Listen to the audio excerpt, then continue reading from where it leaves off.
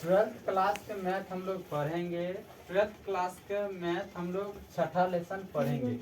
छठा लेसन का नाम है अवकलज का अनुप्रयोग। अवकलज का अनुप्रयोग को पढ़ने से पहले एक पॉइंट को पढ़ेंगे, राशि में परिवर्तन की दर। राशि में परिवर्तन की दर को हम लोग सीखेंगे। उसके बाद हम लोग सवाल को सीखेंगे। पहले हम लोग थ्योरी सीखते हैं, तो इंग्लिश में इसको बोलेंगे rate of change in quantity. Rate of change in quantity को हम लोग सीखेंगे। उसके बाद सवाल हम लोग सीखेंगे। तो सुनो, कराए x के सापेक्ष y में परिवर्तन की दर। x के सापेक्ष y में परिवर्तन की दर है ना, y में परिवर्तन की दर, तो इसको लिख सकते हैं dy बटे dx लिख सकते हैं ना। उसी प्रकार हमको बोल देगा, क्या बोलेगा, क्या बोलेगा, r के सापेक्ष, r के सापेक्ष सापेक्ष क्षेत्रफल में, क्षेत्रफल में परिवर्तन की दर, परिवर्तन की दर। इसको हम लिख सकते हैं, क्या लिख सकते हैं, तो डी ए, क्षेत्रफल को क्या लिख सकते हैं, एरिया लिख सकते हैं ना। क्षेत्रफल को क्या होता है इंग्लिश, एरिया। तो डी ए बटे डी आर, डी ए बटे डी आर हम लिख सकते हैं। अगर यदि मान लो बोल देगा सिर्फ, क्या बोलेगा, सिर्फ बोलेगा आयतन में परिवर्तन की दर। आयतन, आयतन में परिवर्तन की दर, परिवर्तन की दर पूछ दिया, तो यहाँ किसी के सापेक्ष नहीं बोल रहा है, सिर्फ बोल रहा है आयतन में परिवर्तन की दर पूछ रहा है। तो इसके लिए क्या करना है, तो इसके लिए देखो आयतन में परिवर्तन पूछ रहा है, आयतन को वॉल्यूम बोलते हैं इंग्लिश में है ना, वॉल्यूम। तो इसको लिख सकते हैं डी बाय वी लिख सकते हैं ना। लेकिन यहाँ किसी के सापेक्ष कर रहा है क्या, जिस प्रकार ऊपर में कर रहा था x के सापेक्ष y में परिवर्तन कर रहा था ना, यहाँ भी कर रहा है r के सापेक्ष क्षेत्रफल में परिवर्तन, लेकिन यहाँ कर रहा है सापेक्ष नहीं कर रहा है। अगर यदि किसी के सापेक्ष नहीं पूछा तो क्या देंगे, समय के सापेक्ष दे देंगे है ना। कहीं कहीं पूछेगा, कहीं कहीं नहीं भी पूछेगा सापेक्ष, तो करना क्या है, जहाँ नहीं पूछेगा सापेक्ष वहाँ समय के सापेक्ष कर देंगे। तो समय क्या होता है, t होता है ना, तो t के सापेक्ष कर देंगे है ना। तो अब हम सवाल की ओर थोड़ा सा जाएंगे, सीखना कैसे होता है, क्या होता है। एक्सरसाइज 6.1 सवाल देखो कहता क्या है, कह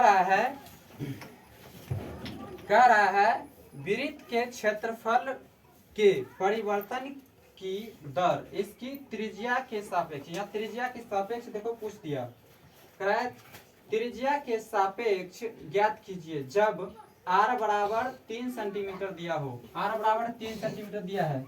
पहला सवाल देखो यहाँ बता रहे हैं, क्या बता रहे हैं, एक का पहला कह रहा है r बराबर 3 सेंटीमीटर, 3 सेंटीमीटर दिया गया है। तो कह रहा है वृत्त के क्षेत्रफल के परिवर्तन की दर उसकी त्रिज्या के सापेक्ष ज्ञात कीजिए जब, तो यहाँ पूछ रहा है किसके सापेक्ष, r के सापेक्ष क्षेत्रफल पूछ रहा है ना, r के सापेक्ष क्षेत्रफल पूछ रहा है। किसका क्षेत्रफल, वृत्त का, यहाँ साफ साफ कर रहा है वृत्त के क्षेत्रफल है ना, वृत्त का क्षेत्रफल हमको पूछ रहा है। तो यहाँ r दिया गया है ना, यहाँ सॉल्यूशन लिख लो, SOLUTION सॉल्यूशन। सुनना, तो r दिया गया है, दिया गया ना, यहाँ लिखेंगे वृत्त के लिए, वृत्त के लिए, वृत्त के लिए। तो यहाँ किसके सापेक्ष पूछ रहा है, r के सापेक्ष पूछ रहा है ना, तो यहाँ क्या हो जाएगा, तो r बराबर यहाँ दिया गया है, कितना दिया गया है, 3 सेंटीमीटर है ना। तो डिफरेंशिएशन करेंगे किसके सापेक्ष, r के सापेक्ष किस में करेंगे, क्षेत्रफल में करेंगे, करेंगे ना। तो यहाँ लिख सकते हैं differentiation DIFF differentiation with respect to r, ताकि अभी r के सापेक्ष होगा ना।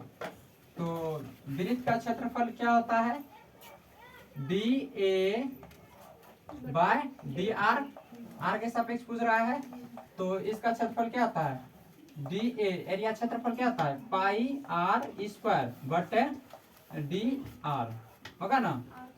अब देखो यहाँ, तो पाई कांस्टेंट बन के बाहर आ जाएगा, बटे इधर क्या बचेगा, आर स्क्वायर बटे डी आर, होगा ना।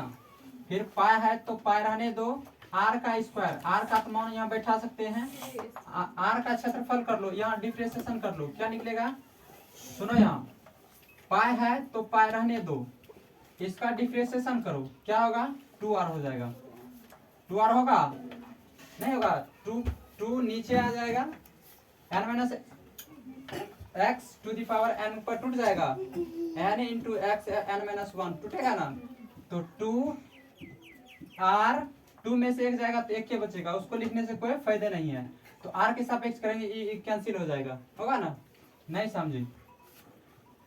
अब देखो ई स्क्वायर का हो गया, अब डी आर कर दो, डी आर बटे डी आर, आर के सापेक्ष आर में एक होगा, तो अब यहाँ देखो पाई है, पाई लिखो, 2 है 2 भी लिखेंगे, गुना आर का मान बैठाओ, आर का मान कितना है 3, तो यहाँ क्या हो जाएगा, 3 दूनी 6, मतलब यहाँ आंसर लिख देते हैं, यहाँ लिखो, तो 3 दूनी 6 पाई आंसर हो गया इसका, 6 पाई आंसर हो गया, समझ गई, तो इसका